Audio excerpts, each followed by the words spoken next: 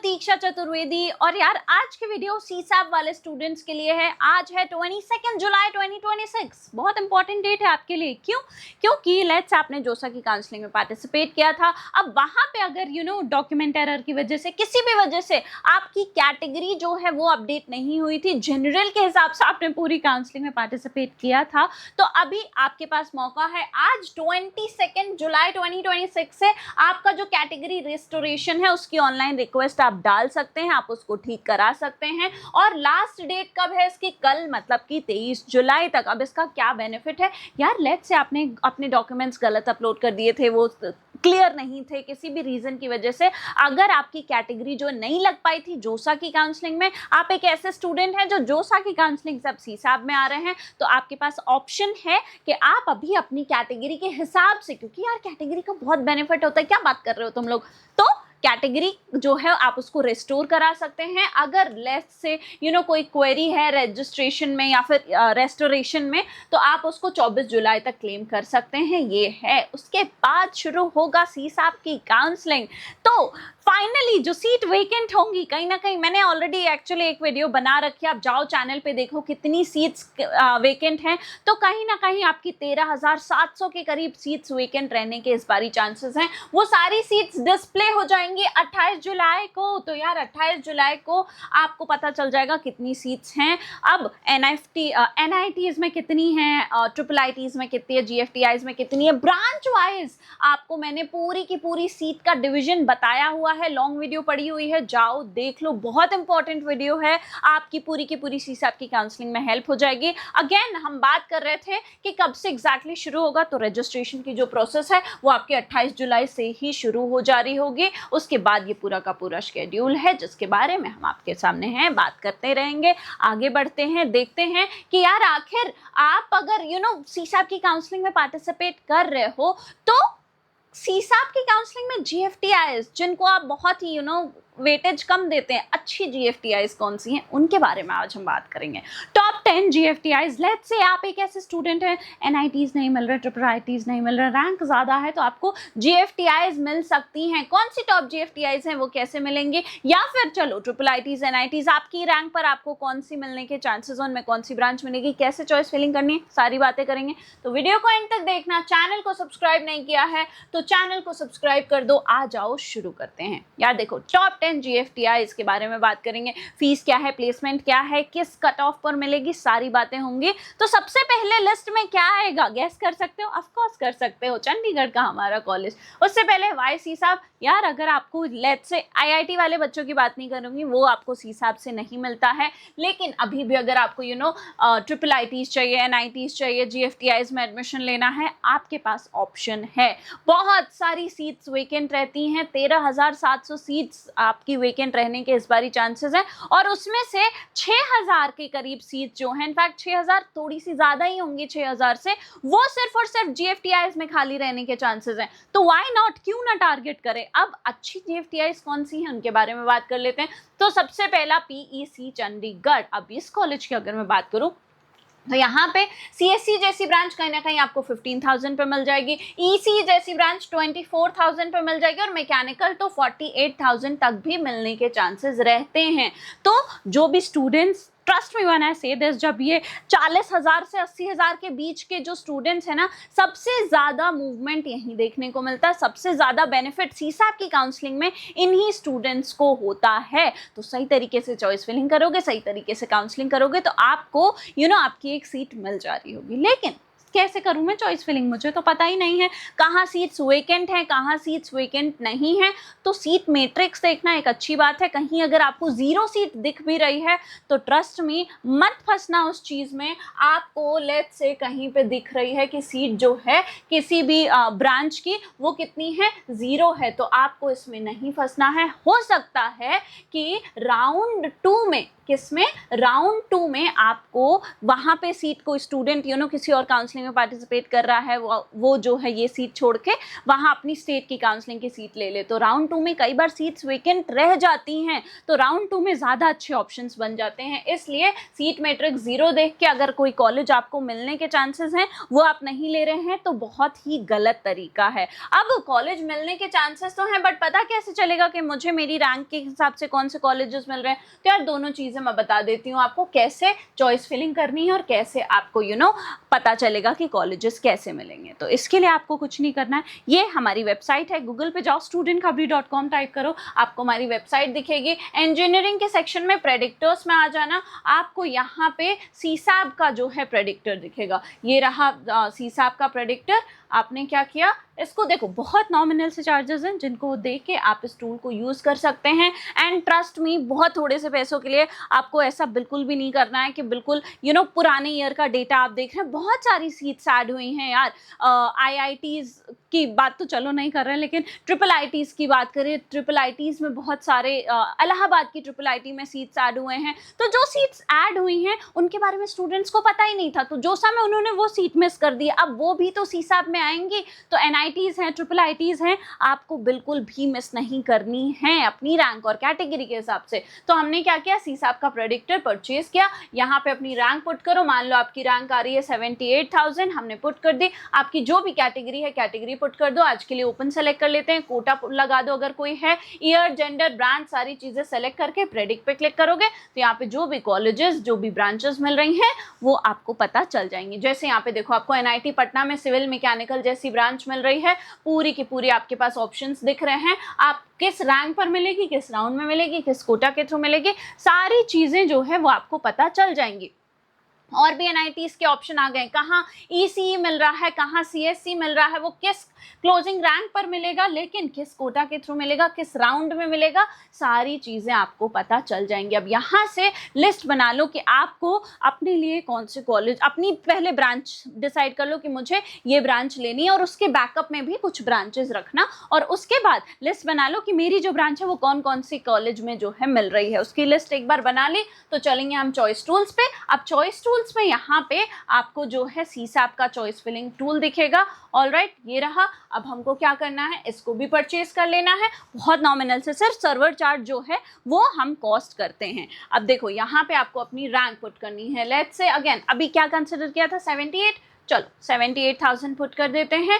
Category जो है open select करी थी, सेलेक्ट कर लेते हैं। राउंड में 1 सेलेक्ट कर लेते हैं। अब ब्रांच सेलेक्ट कर लो। आई वुड से ब्रांच मत सेलेक्ट करना, क्योंकि हमने जो प्रेडिक्टर से डेटा निकाला है वो मल्टीपल ब्रांचेस के हिसाब से, तो मत सेलेक्ट करना है। हमेशा बैकअप होना ही चाहिए, ट्रस्ट में, ठीक है। बाकी यहाँ पे हमने क्या किया, यहाँ पे जो भी कॉलेजेस हैं, जो भी ब्रांचेस हैं जो पार्टिसिपेट कर रही हैं, बिल्कुल अपडेटेड डेटा है। जो पार्टिसिपेट कर रही हैं किसकी, UPTU की काउंसलिंग में, आई थिंक UPTU नहीं, सीसैब की काउंसलिंग में, उसकी पूरी की पूरी जो है लिस्ट आ जाएगी, जो आपको प्रेडिक्टर ने बताया है। क्योंकि अब हमको पता है भैया कि हमको क्या मिल रहा है क्या नहीं मिल रहा है, हम तो रियलिटी में जीने वाले बच्चे, हम तो सही तरीके से चॉइस फिलिंग करते हैं, ठीक है। तो हमने क्या किया, यहाँ पे स्क्रॉल किया और उसके बाद कॉलेज सेलेक्ट कर लिया। व्यू पे क्लिक करोगे तो यार जो भी ऑप्शन रेड दिख रहे हैं, आपकी रैंक मतलब कि ज़्यादा है इन कॉलेजेस के लिए, ये नहीं मिल पाएंगे। लेकिन जो भी ग्रीन दिख रहे हैं उनका मतलब ये है यार ये कॉलेज की ये ब्रांच आपको मिल जाएगी। बस यहाँ एक बार ऑटोमेटिक सॉर्ट पे क्लिक कर देना, ताकि अगर कोई गड़बड़ है, ऊपर नीचे है कुछ, तो रीअरेंज हो जाए ब्रांच और कैटेगरी के हिसाब से, और उसके साथ साथ बिल्कुल रैंक वाइज जो है अरेंज हो जाएगी, तो आपकी प्रेफरेंस ऑर्डर बिल्कुल सही बन जाएगी। तो आपको क्या करना है, आपको फटाफट से जाओ studentkhabri.com पे, अपनी चॉइस फिलिंग रेडी कर लो। उसके साथ साथ पता लगा लो कि कैसे आपको कॉलेजेस का पता करना है कि कौन से कॉलेज, कौन सी ब्रांच जो है मुझे मिलेगी सीसैब में, ठीक है। तो GFTIs की अगर हम बात कर ही रहे थे, तो PEC चंडीगढ़ की फीस और प्लेसमेंट जो है वो भी देख लेते हैं। तो देखो, अगर मैं प्लेसमेंट की बात करूं, प्लेसमेंट से पहले चलो फीस बता देती हूँ। कहीं ना कहीं 2 लाख के करीब जो है 1 साल की इनकी जो है फीस वो आती है। अब हाईएस्ट सैलरी 61 है, एवरेज सैलरी कहीं ना कहीं 13.6 LPA की है। यहाँ पे आपको ओवर 120 जॉब ऑफर्स पर स्टूडेंट जो है मिल जाते हैं before final year starts. Next, BIT Mesra काफ़ी ज़्यादा प्रेफर किया जाने वाला कॉलेज है, थ्रू किसके, सीसैप की काउंसलिंग के थ्रू, ठीक है। चलो टॉप कट ऑफ्स की अगर मैं बात करूँ, सीएससी कहीं ना कहीं 23,000 पे क्लोज होगी, इलेक्ट्रॉनिक्स ईसीई जो है 37 और मैकेनिकल जैसी ब्रांच आपको 65,000 प्लस पे भी देखने को मिलेगी। इसकी फीस थोड़ी सी हायर साइड पे रहती है, लेकिन प्लेसमेंट भी आप देखेंगे एवरेज सैलरी कहीं ना कहीं 11.5 LPA का आपको देखने को मिलता है और हाईएस्ट तो 1.45 CR है। ऑफ प्लेसमेंट, ऑफ कैंपस जो है प्लेसमेंट है। यहाँ पे बेनिफिट ये है कि बड़ी बड़ी कंपनीज जो हैं वो विजिट करती हैं और सारे ब्रांचेस में यहाँ पे आपको अच्छी प्लेसमेंट देखने को मिलेगी। नेक्स्ट जो कॉलेज है वो क्या है, ट्रिपल आईटी नया रायपुर। अब ट्रिपल आईटी देख के आपको ये नहीं लगना चाहिए कि मैम आपने तो टॉप 10 GFTIs में ट्रिपल आईटी डाल दिया। यार ये स्टेट के कॉलेजेस हैं, तो ये ट्रिपल आईटीज में जो है नहीं आते, ये GFTIs ही हैं, ये स्टेट रन कर जो है इनको रन करता है, ठीक है। अब बात करें फीस, जो है स्टैंडर्ड ट्रिपल आईटी की जो फीस रहती है वो ही है। आपको एवरेज सैलरी देखनी है 18.9 करोड़, 18 LPA की जो है इनकी एवरेज सैलरी ये लोग क्लेम करते हैं। बस याद ये रखना है जो छत्तीसगढ़ के स्टूडेंट्स हैं उनके लिए 50% सीट्स जो हैं वो रिजर्व्ड रहती हैं और top half of the class जो है उसको एवरेज 25 LPA का पैकेज मिल जाता है। तो यहाँ पे पैकेजेस जो हैं वो अच्छे हैं। अब कट ऑफ की बात करूँ, डेटा साइंस आपको कहीं ना कहीं डीएस जैसी ब्रांच 28,000 पे मिल जाएगी, इलेक्ट्रॉनिक्स जो है 35,000 पे मिल जाएगी। अब बात कर लेते हैं ट्रिपल आईटी भुवनेश्वर की। यहाँ पे आपको जो आईटी ब्रांचेस हैं उनमें हाईएस्ट सैलरी मिलती है, इवन सीएससी से ज्यादा जो है आईटी में यहाँ पे आपको सैलरी देखने को मिलेगी। एवरेज पैकेज 11 LPA का आपको कहीं ना कहीं मिल रहा होता है और टॉप कट ऑफ की अगर मैं बात करूं 42,000 अगर आपकी रैंक आ रही है तो आपको सीएससी मिल जाएगी और आईटी जैसी ब्रांच तो 58,000 तक भी मिल जाती है। अब एक ऐसा कॉलेज जो एमपी का top most, one of the top most college है SGSITS। SGSITS जो है अब GFTIs के अंदर आता है। यहाँ की फीस बहुत ज़्यादा नहीं है, मॉडरेट फीस है। ये आप MPDT के थ्रू भी जो है स्टूडेंट्स इसको टारगेट करते हैं। यहाँ की अगर मैं बात करूँ काफ़ी पुराना, काफ़ी फेमस कॉलेज है और टॉप कट ऑफ आईटी जैसी ब्रांच 48,000 पे मिल जाएगी, इलेक्ट्रॉनिक्स 61,000 और सिविल जैसी ब्रांच कहीं ना कहीं 99,000 तक भी आपको मिल जाएगी SGSITS जैसे टॉप कॉलेज में। तो अगर आप सिविल वगैरह टारगेट कर, अब स्टूडेंट्स की प्रेफरेंस है, अगर किसी को सिविल में ही इंटरेस्ट है, जाना ही है, पापा का बिजनेस है या जो भी है, तो आप जो है यहाँ पे 99,000 तक भी आपकी रैंक आ रही है तो SGSITS आपको मिल जाएगा। एवरेज मीडियन सैलरी की अगर मैं बात करूँ कहीं ना कहीं 6.5 का जो है मीडियन पैकेज आपको देखने को मिलता है। फिर JNU दिल्ली बहुत कम फीस है, 62,000 के करीब जो एक साल की इनकी फीस है।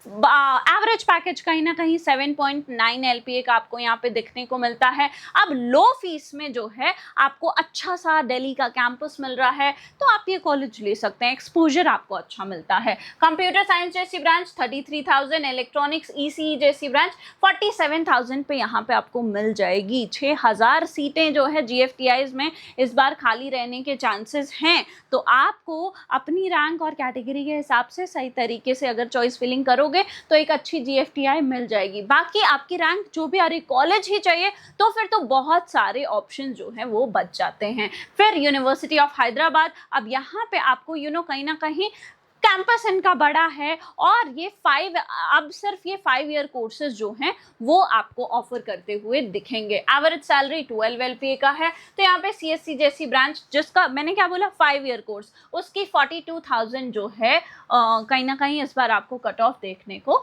मिलेगी। अब है NIFFT रांची। NIFFT की बात करूँ, प्लेसमेंट रेट इनका काफ़ी अच्छा, ये लोग क्लेम करते हैं इनका प्लेसमेंट जो है वो कहीं ना कहीं 100% तक का है और टॉप ब्रांचेस CS जैसी ब्रांच आपको कहीं ना कहीं 85,000 पे भी मिल जाएगी। मैकेनिकल आपको 1.5 लाख तक भी जो है यहाँ पर मिल जाएगी। अब बात कर लेते हैं गति शक्ति, एक और हम बात कर लेते हैं गुजरात के कॉलेज की। तो यार गति शक्ति विश्वविद्यालय की बात करूँ तो यहाँ पे एवरेज सैलरी 5-5.5 की है, प्लेसमेंट रेट 91% तक का है। अब रेलवेज का जो है ये कॉलेज है, बाकी आपको स्लाइट एज मिल जाती है इंडियन रेलवेज वगैरह में अगर जॉब आपको चाहिए, तो आपको यहाँ से थोड़ा सा बेनिफिट मिल जाता है।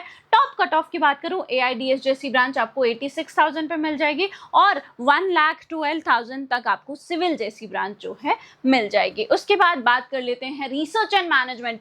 IIT research and management Ahmedabad की, एक और गुजरात की कॉलेज की। यहाँ पे आपको कहीं ना कहीं 5.5-6 LPA तक का एवरेज पैकेज देखने को मिलेगा।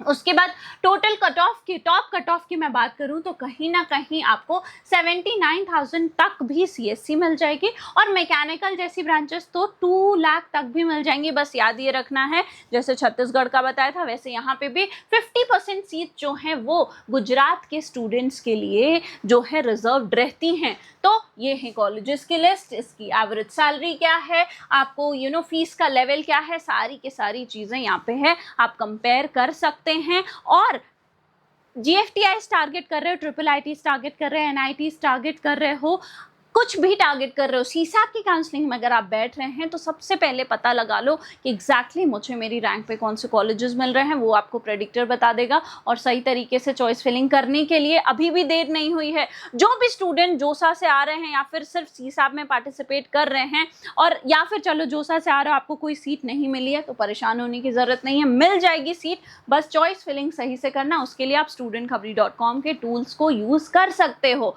और एक अपडेट ये है कि मैंने आपको बता दिया है कैटेगरी रेस्टोरेशन का। अगर जोसा में कैटेगरी रेस्टोरेशन का कोई इशू नहीं था तो आप डायरेक्टली जो है CSAT राउंड 1 में पार्टिसिपेट कर लेना, फिर आपको रेस्टोरेशन के प्रोसेस में पार्टिसिपेट करने की कोई ज़रूरत नहीं है। ऑलराइट, तो आई होप ये वीडियो आपके लिए इन्फॉर्मेटिव रही हो। अगर इन्फॉर्मेटिव रही तो क्या करना होता है, चैनल को सब्सक्राइब करना, वीडियो को लाइक करना और बेल आइकन दबाना बिल्कुल मत भूलना। I hope you like this video. For more such videos, keep watching our channel and do not forget to like, share and subscribe.